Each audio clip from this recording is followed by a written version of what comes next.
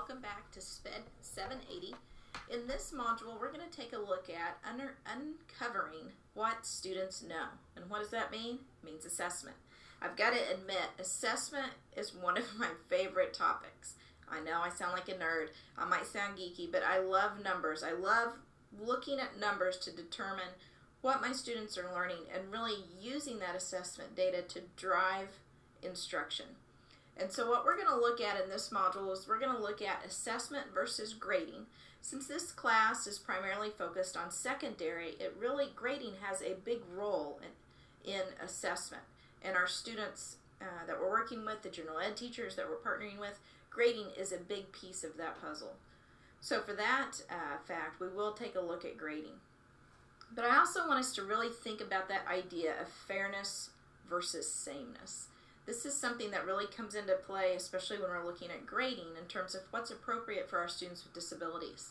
A lot of times we may hear the word fair being described as if students are graded maybe with the same general expectations as those students without disabilities. And so really looking at, is that the same or is that fair, and how we define that, that's something that I really want you to think about as you read this chapter, as you look at the resources, as you participate in the discussion forum, because I think this is something really important, especially for our secondary students, when we look at assessment and we look at grading. Really clearly defining what is fair for our students may mean that their assessments and their grading looks different, right, than their typical peers. So sameness isn't always the correct way of doing assessment and grading. So here's what we want to look at. We want to look at some classroom assessments and some ways that we can use classroom assessment and the different purposes behind it. We'll look at curriculum-based measurements, kind of what traditional curriculum-based measurements are quickly. And then I really want to look at assessment accommodations and how we define those, because that plays an important role in your IEP development, right, as you're preparing for those state and national assessments and district assessments. And then really look at grades and how grades are determined, and some methods that the textbook talks about of how we can develop a grading system that's more conducive to students with disabilities in the general ed classroom. And then finally, one of the things that wasn't in your book that I feel pretty strongly about is how do we communicate assessment data to parents? And so really looking at some ways that we can do that effectively. When we look at the purpose of assessment, assessment can have a number of purposes. We can initially use it, right, for identification and screening. So when we have students come into that special ed process, we look at different assessment tools to determine if that student has a disability. Then we can use assessment for eligibility and diagnosis, okay? Sometimes this goes hand in hand with that identification and screening. Also goes hand in hand with that IEP development and placement. For example, right now we're getting ready for my daughter's 3-year reeval. So we're going through, again, some of that eligibility assessment, because at that 3-year reeval, we're again determining eligibility, okay?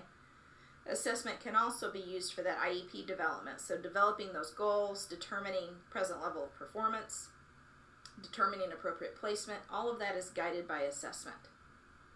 And then assessment also allows us to do instructional planning. So it really allows us to determine prior knowledge, and then looking at standards, determine what that instructional plan is going to be to meet those standards. Okay? Assessment provides us that baseline of where students are. It can provide us evaluation on how they're learning, how they're progressing, what changes we need to make in our instruction. And then the assessment can provide us data on mastery at the end of the unit or the lessons. So I want to look briefly at some of the classroom assessments that were identified in the book, which I thought were really helpful.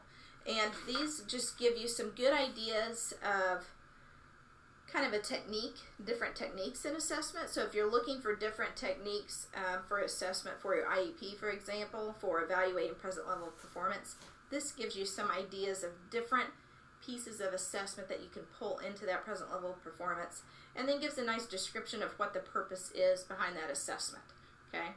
So I'm going to talk about this in terms of IEP development primarily when we're looking at these assessments and what we use them for. So observation is a very common assessment that we use in the IEP development. Typically, we use this for things like behavior, things like social skills, those kinds of things. It's a direct measure of student performance, especially if we're using some kind of tool to do that observation. Okay? Gives us a lot of really great information on what the student's current level of performance is, what skills they have mastered, what skills they're struggling with. A work sample analysis is really beneficial for IEP development and goal development because it gives us a really direct examination of a sample of student work. So for example, if we're looking at a written language goal, we could do a work sample analysis of, say, a paragraph that the student has written and really evaluate that work, maybe with a rubric, to give us good information on how the student is currently developing a paragraph, the primary skills that are needed to do that, and where there are gaps. The other reason I like work sample analysis is because this is a great tool to use with parents. You can take the work sample analysis to the IEP meeting, show them the student's work, and talk through some of those skills that you see, hey, this is where their strengths are. And for example, look how they wrote this sentence. These are some areas that we need to work on, and this is where that IEP goal came from. Really great tool for communicating. Task analysis can be used to really look at specifically some tasks within the curriculum and identify them almost in a checklist basis. Okay, so if you have, for example, let's go back to that written language evaluation. We have a task analysis for maybe 6th trait writing, and we go through that task analysis and evaluate a student's written work with that tool to determine where they are in the 6th trait writing process. Inventories are also another way of evaluating student performance in a curriculum, being able to identify what standards they've met, what standards they're still needing to work on, where the gaps and the holes are. There are also some really great inventories out there on things like social skills and really evaluating where students' social skills are and where the gaps are in their social skills. If you're interested in that in particular, let me know. I teach a class typically in the fall semester about developing social skills for students with autism. And there's a number of inventories that we talk about in that class that really help us evaluate and assess social skills. They're really neat tools to use. Criterion reference tests, right? These are tests that districts give. These are tests like the state assessment tests, a direct measure of students' performance in a selected curriculum. So for example, if we're giving a criterion reference test in math, that's allowing us to compare that student to their peers, their typical peers, also to students with disabilities in that specific curriculum. A diagnostic probe is frequently something that we use during that eligibility assessment or even during diagnosis. Sometimes we use a diagnostic probe during IEP development, just to give us some additional information about present level of performance. Also really good at diagnosing where the gaps are in the student's learning. Same with checklists and rating scales. Checklists and rating scales can give us some really great information on things like behavior, things like social skills. It's an indirect measure because the person who is filling out that checklist or rating scale is kind of assessing the student, right? You can also do these with family, and so we go back to that autism class I teach.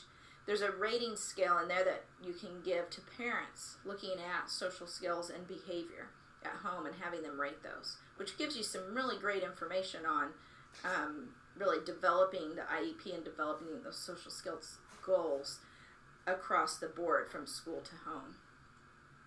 Same with questionnaires and interviews. This gives you kind of an indirect measure, right, based on the informant's assessment of the student. So for example, if you give a questionnaire to a general education teacher to fill out on the student's skills, say in reading and comprehension, okay, that's an indirect measure, but that can also give us some great information to develop those goals, to identify where the gaps and the holes are. So I think it's really important to remember all of these different techniques for assessment. Now, when you're developing an IEP, it doesn't mean that you're just going to go through and check off each of these and you're going to do each of these assessments, right? You're not going to always need all of these. or some of these. But I think it's really good as we look at developing IEPs and what kinds of assessment tools we're using, that we're using a variety of assessment tools to really help us determine what that student's present level of performance is, what's impacting their learning, okay, and what goals that we want to develop to work on in the future. Curriculum-based measurements is a great way to do that. It's also a great tool to use when you're tracking students' learning through the year. And so curriculum-based measurements can be used for reading, spelling, written language, and math. And so this is just an example of some ways you can use curriculum-based measurement in those subject areas. So for example, in reading, it really helps us identify the number of words read correctly in a minute. You can do closed procedures or maze procedures. And the nice thing about curriculum-based measurements is it really gives you that line of where students are. It allows you to determine and compare that student with special needs to maybe a typical peer at that grade level and where they're at. Also allows you to really map out the growth, okay? So if you do these each quarter, you could graph it out, and you could really determine if that student's making appropriate progress or if they're plateauing, okay? And it gives you good information on if your instruction is working, if your interventions are working.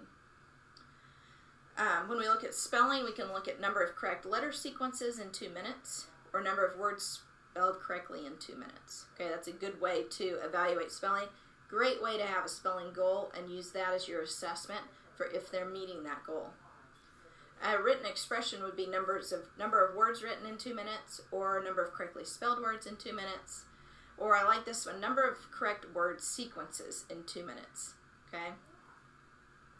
Math, we're just looking at pretty much facts, so number of correct digits in a minute, number of correct answers in 1 minute. So these are really good tools if your district uses curriculum-based measurement to provide you some great input on if students are going to meet their IEP goals, great assessment tools to evaluate those IEP goals.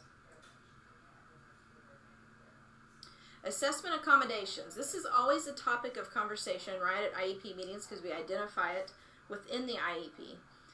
But I want to look at a couple of options and how we frame those accommodations when we talk about it. So here we have 2 different kinds. We have a response accommodation and we have a setting accommodation. So on a response accommodation, we're really accommodating how the student's going to respond to the test questions, right? Are they going to write it down? Are they going to have a scribe? Are they going to use speech to text? Are they going to be giving their answer in sign language? Are they going to be using a communication device? All of those are response accommodations. The calculator also falls under a response accommodation. And I thought this was a good way of thinking about it. If the disability affects math calculation, but not reasoning, then a calculator is a good accommodation to use. So for example, if a student has a word problem, they know how to read that word problem, determine what that word problem is asking.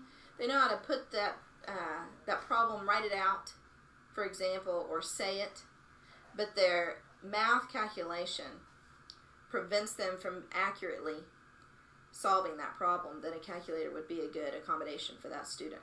That's a good way of describing it to parents. It's a good way of describing it to administrators when they're asking about why a student needs a calculator accommodation.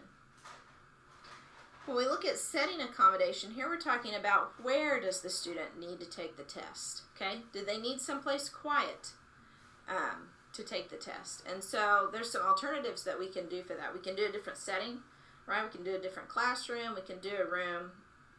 We can adjust lighting and those kinds of things. We can adjust how they are seated and how that works. Also, we could include in the IEP that they need noise-canceling headphones to ensure that they have quiet in the classroom. The setting accommodation is also if a student needs a response accommodation that would be distracting to their peers. So for example, if they're going to use a scribe as a response accommodation, that would be distracting to peers, right, during the testing process. So we would also include a setting accommodation for that student. So they're in a separate location to use that scribe. I love figure 11.6 in your textbook when it's talking about ideas for testing before, during, and after. Okay, I think this is a really common thing that as teachers we can struggle with in terms of how to help students, but it's also a really common thing for paraprofessionals to struggle with. And as special ed teachers, it's really your role, your responsibility to help those paras have the skills necessary to successfully support those students in the classroom. So one of the things you can do is provide some training for your paras on ideas for supporting students during the testing process. I think this is awesome because there's a lot of miscommunication sometimes on what kinds of accommodations we can do in the testing. How do I support a student when they're in the middle of a test? What do I do? How much can I help them? What does that help look like?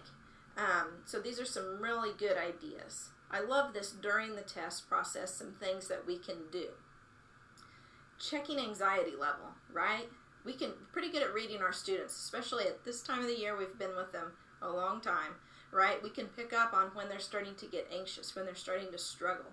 So identifying that anxiety level and allowing for a break if they're getting anxious, or extending the time if they're getting anxious. If they're looking at their watch, they're really getting concerned that they're running out of time, giving them some extended time to calm that anxiety, okay? Giving immediate feedback is a great tool to use during the test. So, for example, during a math test, maybe watch them as they've solved a couple problems, immediately give them feedback on how they're doing. If you see them making a consistent mistake on each problem, pointing that out to them, that's just giving them some great instructional feedback.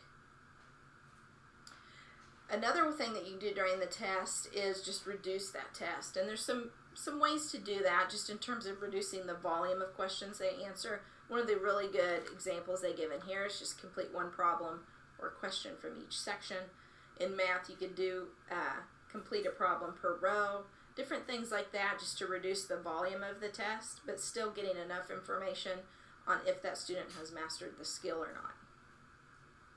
An alternative site, ideas for testing. This can be helpful for students, right? To just go to a quiet place, kind of a place that they're familiar with, maybe in the resource room or a different setting, and just have that alternative location for the test. Talked about extended time. Time can be a really high anxiety producer, okay, if it's a time test. So giving them that extended time can really reduce that. And allowing for a break is always a good idea. Giving them that brain break, okay, letting them kind of collect themselves again, think about what they've done, get a breather, and go back to the test. I really like these ideas for after the test because it really allows us to not just take that test and use it for a grade, but it really allows us to take that test and use it for additional instruction. It helps us in terms of modifying what that grade looks like and how we're going to determine that grade compared to peers. It gives some really good strategies for that. So here's some ideas they had from the book. This is again from 11.6 on page 203. Retake. That's pretty simple, right? I think this is a really good idea for students that are taking a test, middle school, high school, allowing them to go back and retake that test if they didn't feel like they did very well on it, okay? It gives them a chance to go back and study a little bit more, to think about areas maybe they struggled with, learn a little bit more on that, because we have to think about what's the ultimate goal, right? It's not that the ultimate goal is not the grade, right? It's that we want them to know that content. So retaking just gives us another opportunity to reteach. So that's a really good tool to use. Making corrections. Making corrections is a really good strategy because it allows students to go back, evaluate their own learning, right, and fix the things that they made mistakes on. This is a good life skill for students to have. To think about going back and reflecting and evaluating on what I've done and making corrections, okay? Learning from what I've done. This is a really great strategy. You can also use alternative grading. So in terms of how you give a final grade on that test, the book gives some really good examples. So let's say there's 30 questions. We're automatically going to reduce the test to being worth 25 and take the grade from there. You could give multiple grades, so you could give one grade for content and one for mechanics. So there you're kind of evaluating the test a little bit differently in terms of how you're giving that final grade. The last choice I really like in terms of students with special needs, especially if it's a time test and they're worried about time, we're going to give them a grade on attempts. So let's say it's a math test. They've completed 22 out of 30 problems. They missed 3, so they're going to get their grade based on that 19 out of 22. They're not going to get penalized for not completing the entire test. So these are good modifications to think about for tests as well. Just classroom tests, tests in the resource room. Also good things to include in the IEP. The reason I say it's good to include in the IEP is because sometimes you may find content area teachers a little, how would I say that? Maybe a little concerned about providing some of these alternatives for tests. So having it in the IEP ensures that the student has the right to those alternatives. Okay, so I think it's always good to communicate that through the IEP to the classroom teacher. Grades. Man, grades can be tricky when we get to middle school and high school because classroom and content area teachers can have some pretty specific expectations for grades, and sometimes it gets into that fairness versus sameness, and it's not always the same for our students, right, with special needs in terms of how those grades are earned. I think grades are also hard just as a teacher in terms of how you determine what that grade is and what students have done and what their final grade is going to look like. The book offers some good ideas for how to do that. I want to discuss a few of those because they can be really helpful for us as special education teachers looking at communicating about grades to the general ed classroom teacher, but also just in determining grades for our own students and what that looks like. So the book talks about rubric report cards. These are great, and you'll notice in this class that I use a lot of rubrics within my grading. I feel like rubrics are really important when we talk about grading because they really force us as teachers to have clarity on what we expect students to be able to do. Okay? They also have, research has shown they can really increase overall student performance because the students understand what the expectations are, and it just really communicates to the student that skill level that they've accomplished. The other nice thing about a rubric is a really great tool to be able to show a parent and provide information on what the student has achieved and what they still need to work on to achieve mastery. And so I would really encourage you to look at some tools for developing rubrics. Ruby Star is a link that's within the module. This is a site that's been around for a long time. It's a really effective tool in terms of walking you through the process of developing your own rubrics, but there are also tons of rubrics on this site that you can access and use for free. And so I really encourage you to look at that and really think about implementing rubric report cards within your classroom. Effort grade is also another way that we can do grades. So if we know that there's going to be a pretty large gap between content knowledge for a student with special needs and their peer in a general ed content specific class, we could talk to that classroom teacher about also doing or implementing an effort grade. And this also functions on a rubric system. So here students can see a reward for their participation, for completing and turning in their homework, and it really helps students understand their true performance in the class. Okay? Also gives them very clear expectations on what we expect from them in terms of effort. If you have a student that's struggling to turn homework in, that's not staying engaged in the classroom, an effort grade is a great thing to implement because it gives them a reward for being engaged. Okay? The other thing is it places value on effort. So when we look again at life skills, what we want students to be able to do when they leave school, when they leave K-12, we want them to value effort, right? And so an effort grade really helps us teach that value in effort. Checklist grading is kind of a good way of representing levels of proficiency for students in a subject area. So checklist grading, for example, we may have the standards identified for that course, and we're going through a checklist to determine what standards the student has mastered. The other thing that we could use checklist grading with is, and I like this idea, is having kind of a blended of a modified grade and a letter grade.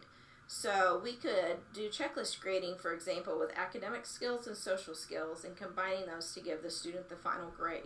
So if we have a student on the spectrum, we have a student who's identified with emotional behavioral disorder, it may be really important to tie in those social skills, those behavior skills into their grade, right? And having kind of a modified grade where we're looking at academic skills and we're looking at behavior, combining them for a final grade.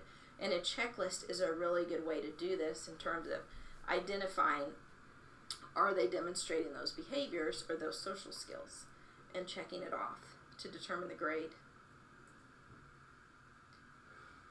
Communicating assessment results with parents. I think this is really important because I think this is where we can really lose parents within the IEP meeting, and even during like parent conferences when we're meeting with parents talking about how students are doing. I'll just talk from personal experience of myself sitting in an IEP meeting as a parent. I have a lot of education background. My husband, he is an engineer. He doesn't have that education background. So I see a lot through the questions he asks what other parents may struggle with when teachers and the IEP team start talking about assessment results, okay? One of the big things is avoiding acronyms. It's funny, Chad and I will frequently leave IEP meetings and he will ask me things like, what does CBM mean? Okay, well, it's curriculum-based measurement. Really avoiding using those acronyms with parents is really helpful, and really talking in their language about assessment. You know, it's really easy for those of us who are classroom teachers, paras, who have taught special education. You know, in our daily conversations, we use those acronyms, and the people we're around know those acronyms. But for parents, it's really kind of like a foreign language. It's also really helpful to provide a clear description of the test and what it tests, okay? And I think this is helpful then for the parents to understand what the results mean, because that's what we really want them to understand, okay? So let me think of an example on that one. For example, Josie was recently evaluated for her 3-year reeval. And one of the things that they're looking at in more detail on her 3-year reeval is her language skills, because her native language is American Sign Language, and her second language is English. And so really determining if her native language is age appropriate, or does she have gaps in her native language. And so they did an assessment on her comprehension of signed stories. And so that they provided us a real clear description of what that test looked like, kind of what the questions looked like in the test, how the test was given, so that we could really understand from Josie's perspective what it looked like on her end when she was answering questions, and then really helped us understand what those results meant. So when they said she had a delay or she was functioning at this age level for comprehension of oral stories or signed stories, this is what it meant, okay? So really explaining those results clearly is helpful for parents. Sometimes it's helpful to show them a graph of the progress so they can really see where that progress is going. You know, if the student's starting to plateau, they visually see it, makes sense to them. Or if the student's really taken off, what that looks like. So explaining progress clearly, that gets into that. Really explaining to parents, reminding them of where they were and where they've gone, okay, so they can clearly see what that progress means, and providing really clear examples of what that progress is. So even when we're talking about, for example, social skills, which aren't really easy to show on a graph, maybe just talking them through the assessment results and then giving them some examples of what that student is doing now that maybe they weren't doing at the beginning of the year socially, so the parents can see that progress clearly. Sometimes it's even helpful to bring the assessment into the IEP meeting and to just show it to the parents so they can kind of see what that assessment looks like and what kinds of questions their child was answering or what kind of math problems they were seeing on that assessment. It's also sometimes helpful for parents if they're kind of struggling to understand where their child is compared to where peers are, maybe even if the test is different, showing them what a peer assessment looks like so they can kind of see those differences. Just helps them understand that present level of performance, the intention of the IEP goals, and just making that really clear for them. So kind of some takeaways from assessment. So as you read this chapter, I think it provides some really great information on assessment and grading. Provides some great samples for you to use in your classroom. There's also some really good links within the module of some articles I want you to take a look at on grading, on communicating with parents, on rubrics, those kinds of things. But I think primarily what I want you to be thinking about as you get into the discussion forum and we really chat about this as a group is that idea of fairness versus sameness. What does that look like? What does that look like in your school building? What does that look like in your classroom?